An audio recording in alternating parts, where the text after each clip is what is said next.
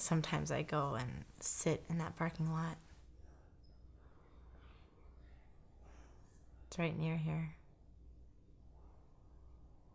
You do that now sometime?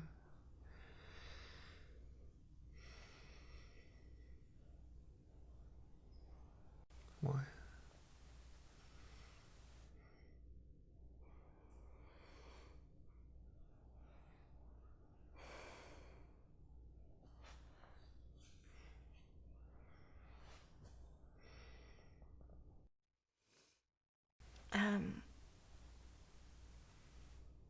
To remind myself that it's over.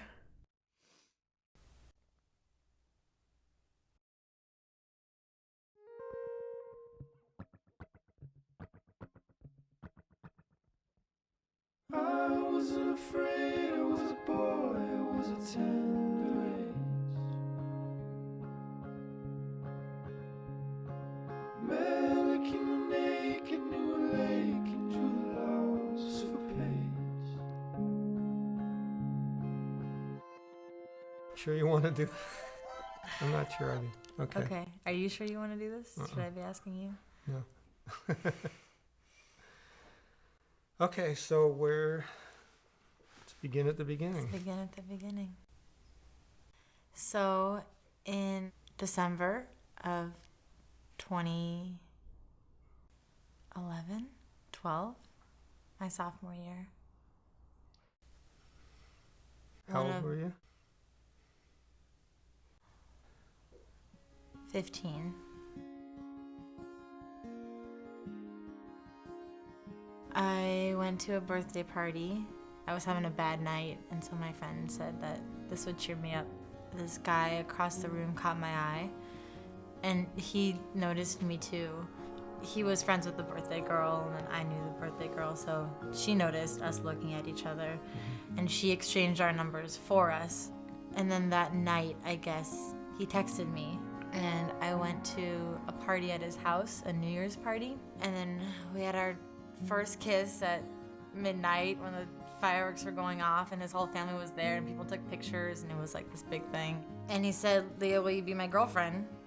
And I said, "Yes, of course," because I was, a little sophomore, and this was like this cool senior dude, and he seemed really nice, and this was just the second time you... This was the second, third maybe date, I guess. You're a guy, I'm a girl, I'm young, I'm naive, and, I'm excited that I have a boyfriend. So one day I was at baseball practice with him, and he said to me, "You never cheat on me, right?" This was like a month into the relationship. And I was like, "No." And he said, "Okay, just making sure." It was that same day that I decided to tell him that I love him, because he had told me that he loved me. And that just seemed like what you do.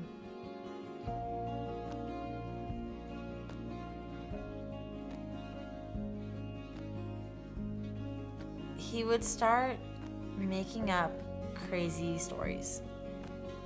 I just remember being so confused and not knowing what to say to him, because the stuff that he would tell me was just so obviously not true, and it would make no sense. But I felt really pressured to be like, "Oh, okay, like, I understand," like I wasn't confident enough to be like, "That's bullshit," And I thought that I loved him, and so I just kind of went along with it. And I thought, like, well, maybe it's true. He would tell me, "I'm so popular at school. I've got all these girls who want to be with me, but I chose you." Around that time, we really started fighting a lot about nothing. He just picked fights about nothing. And usually it was about, "Oh, you were looking at that guy," or, "Oh, you were, talking to that guy," or, "I heard that you hooked up with a guy," things like that were really made up. And it was like I had a monologue, basically, that I would just tell him every time. Like, "I have never cheated on you. I'm not cheating on you. I will never cheat on you." Like, covering all my bases, I don't want to. I don't need to. I will never. Like, I just started to listen, just it took hours to just reassure him. And then it started happening on the phone at night. "Oh, you don't believe me. You don't trust me after all that I've done for you," and just turn it around, flip it really fast. It all happened. So it was like a slap in the face every time we argued, because I would just like, it'd be one way and then he'd just like, bow. Suddenly the argument was somewhere else and it was all my fault. All in his head. Everything was all in his head. But then it transferred to in my head, you know? Because then he starts saying, you know, you're a fucking slut and you sleep around and like you're dirty and you're, blah, blah, you know, just like every, you know, like disgusting sexist slur you can think of. Mm-hmm. He would use it. And when you hear that every night for hours, for months and months, you start to believe it. So how is it that you stayed with him? It's like the golden question. Can you even put it in words? Can you? No. I mean, I asked that to myself a lot. Why the hell did I stay with him? It was a lot of things. I was scared.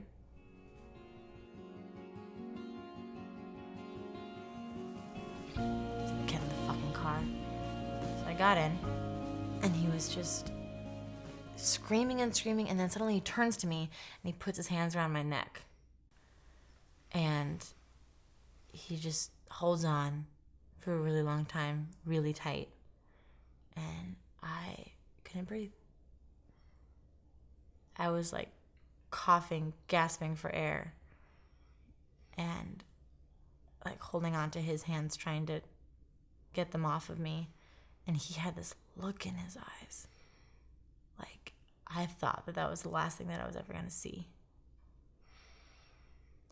Because he just looked like, I'm going to murder you. And then something snapped inside of him, and he let go, and I ran. And then this is the other thing that he would do. He was begging and crying, and I'm so sorry, and I love you so much, and I need you so. He got down on his knees. He was like, I love you so much. I'm so sorry. I don't know what came over me. You know, like, I need you. I need you to live. I can't live without you. And I started screaming, don't touch me, let go of me. Finally, he was like, are we still together? Are we still together? And I was like, no. And he was like, oh my God, please, I can't leave with you, blah, blah, blah. And I was like, fine. And then he was like, okay. And then I got around him and ran down the hill, heading towards the house. I heard him mutter under his breath, you fucking bitch. And so after he's like begging for me, you know, and he gets in his car, and I'm running down the hill, and I'm in the middle of the street, and I hear something, and I turn around, and he was barreling down the street and stopped, like that close to me. I was literally a deer in headlights. So then I thought that was the last thing that I'm ever going to see. Then you guys pulled up. And so I went around to the driver's side, kissed him goodnight, went inside, told you guys we had a great date. And then that was the night.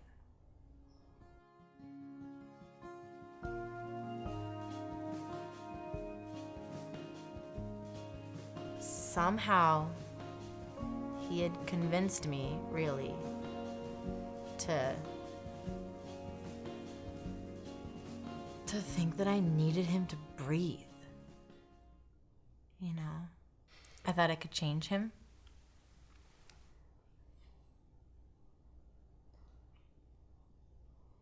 You know, I thought he was just a troubled guy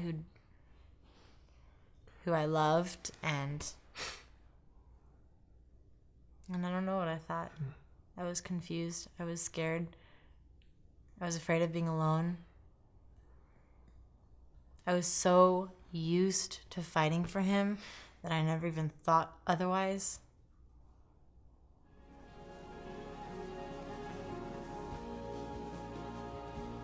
He had always forced me to do things I didn't want to do sexually. We went to both my prom and his prom at the end of the school year. After both of those, he expected a lot. And I was scared to not give him what he expected. But we didn't have sex for a long time. But then, one day right after I had turned 16, so we were in the car,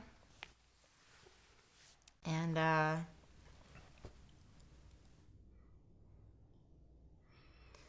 he put his hand down my pants, and then he started talking about it, and then next thing I knew, he was pulling over to a 7-Eleven to buy condoms, and then the next thing I knew, he was parking in a parking lot somewhere next to an apartment building, and then the next thing I knew, we were in the back seat, and the next thing I knew, he was raping me.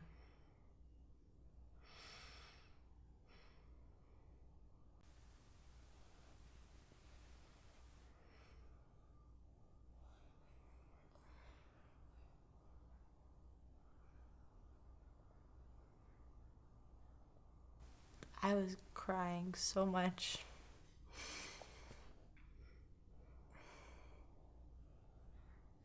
And like really telling him that I didn't want to.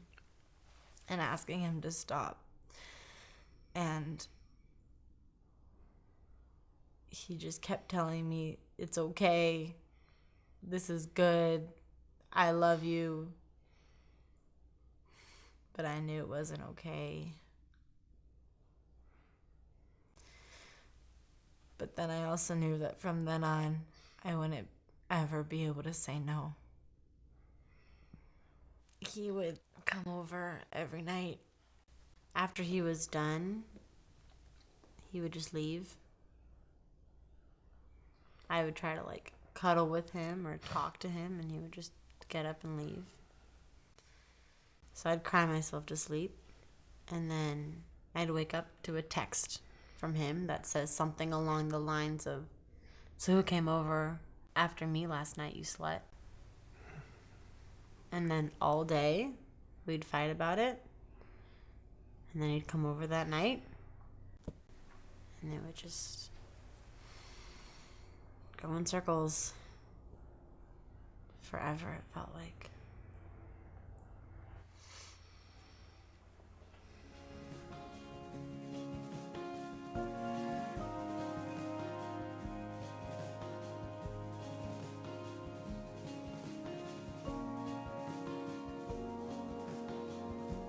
So what happened when we broke up?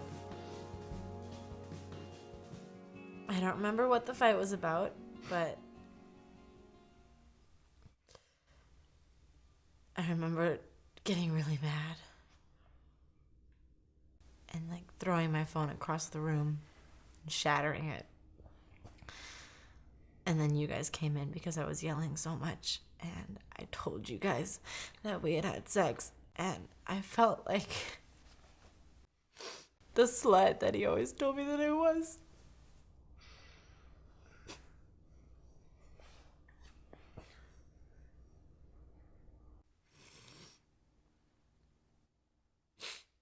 After we had sex, he told me, "You're a slut for doing that." And I was so confused because he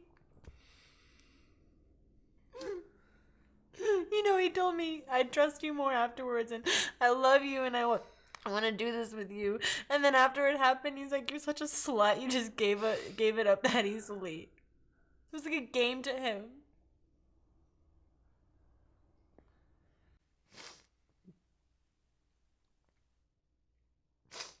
And I just couldn't believe, that was gonna be my first time. That was gonna be it.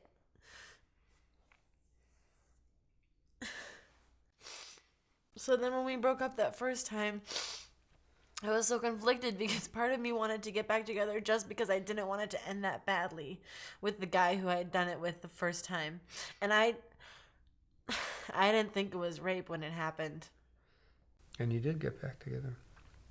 And then we broke up, and then we got back together, and then we broke up, and we got back together. It took me like 6 tries.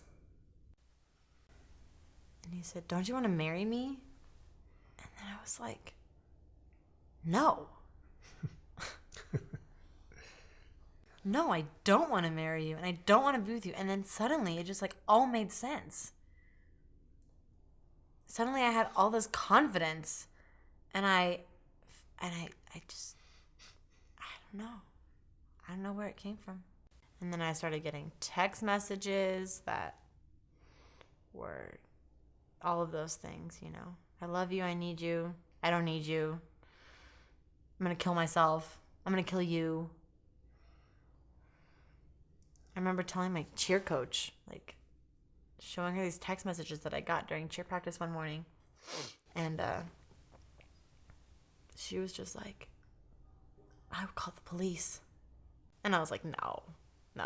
Like, he's just being dumb, you know? And that day,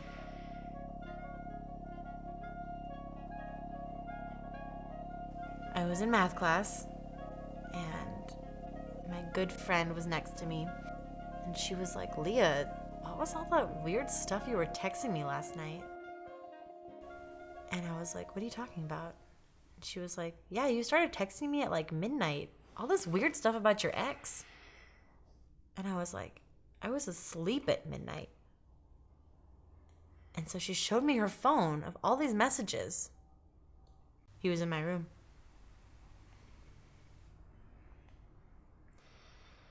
And not only was he in my room, he was in my room while I was sleeping, using my phone to text my friend about him, pretending to be me. We got home and we called the police.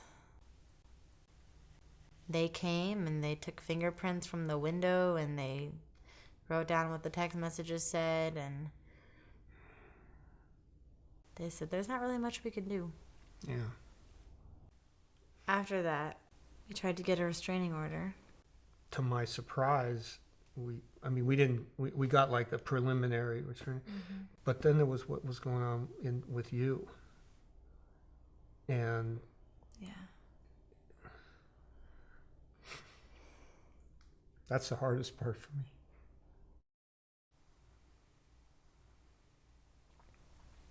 When we were together, he told me that I should cut myself.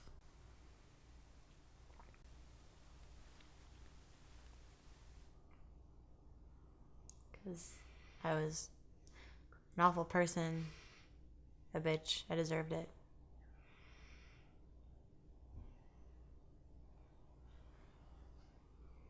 So I did. I was on the phone with him.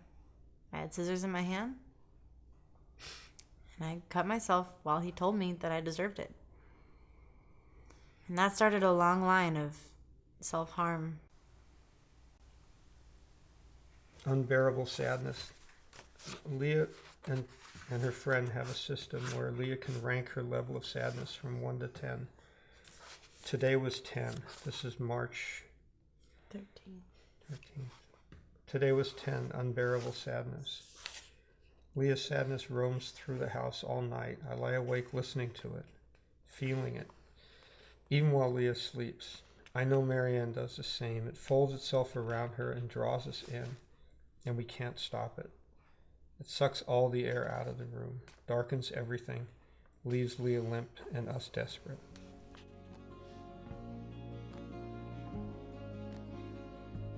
And I felt his hands around my neck, and I couldn't breathe.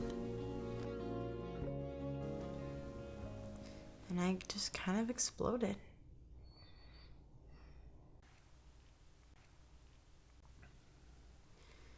I was lying on the couch, and I felt these monsters in my head. I heard his voice telling me what an awful person I was. I heard my voice telling me what an awful person I was. Because after hearing it for 9 months, I believed it.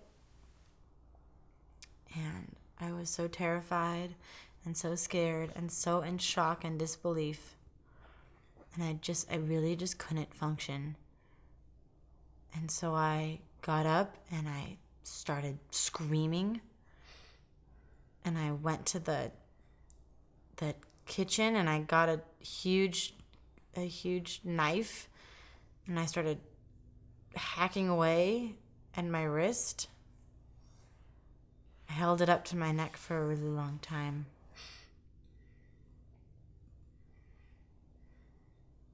And really, really considered just ending all of it. It was just too much. And then I blacked out. And the next thing I remember was you picking me up and taking me home. I did not want to talk about it. I was just so ashamed. I didn't want you to know.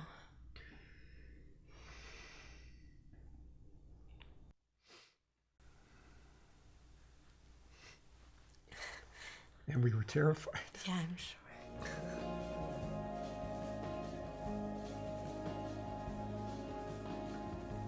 I was at a concert and I got a call from a policeman. And he said, "Do you know this guy?" And I said, "Yes, I have a restraining order against him." And he said, "We found him and another guy, his friend, conspiring to break in and do other stuff." He said, "We found a backpack with 4 pieces of rope, long enough to tie somebody up, chloroform, a baseball bat, bullets, and condoms." Because I told him all we want is for this guy to back on. Stop. And the cop said, "You don't know what they were planning." Yeah, they never told me what they were planning. They wouldn't tell me. I still don't know exactly. I mean, all we know is, well, we know what they were. What they had. Well, we knew what they had. And maybe I know more than you. Because when I talked to the DA, she said that they were trying to get a gun. I guess he lied when he said he had one, like before then. Mm-hmm. And that their plan was to break in the house, first knock me out, or, take me out with the bat, tie up Mommy and Celia, and rape you. That was what they talked about in their texts.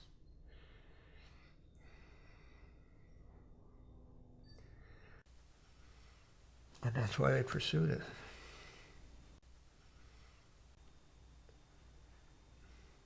I thought you knew that. No, they wouldn't tell Maybe me. I should. No, I mean, maybe. I understand why they wouldn't tell me. Yeah. But when you testified at his preliminary hearing, okay, so he got charged with like 8 felonies. Yeah. And then there was a preliminary hearing. You came in and you testified for like an hour and a half. Yeah. With him standing. With him right there. Right there. Like, seeing him there was something that I was really scared of, and his parents too. But it actually really helped because it made me really angry. And then I didn't falter at all. I didn't stutter. I was like, so mad. I was just ready to do it. So. And then he went to jail. Mm-hmm. He got sentenced to 2 years. Which was a deal. It was a plea deal. Which was because a plea deal. He could have gotten 8.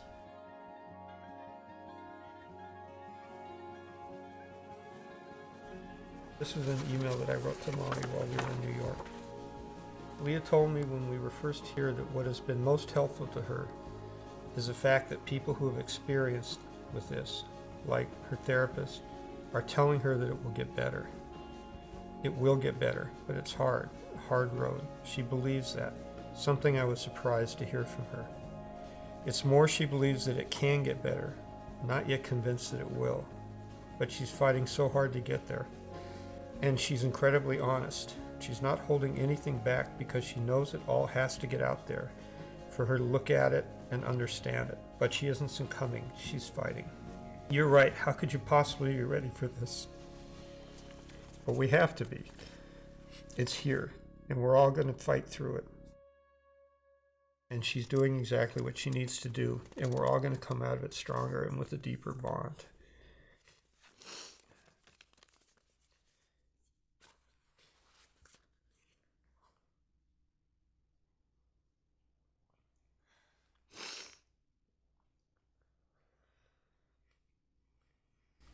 I don't know how you guys did it.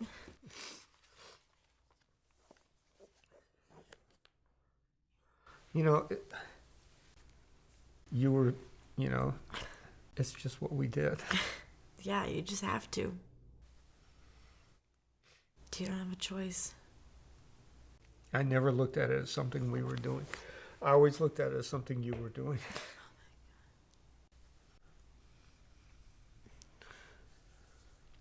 Maybe we should stop now.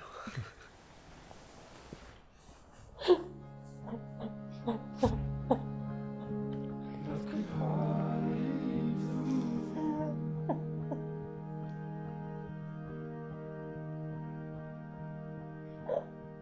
with your heart.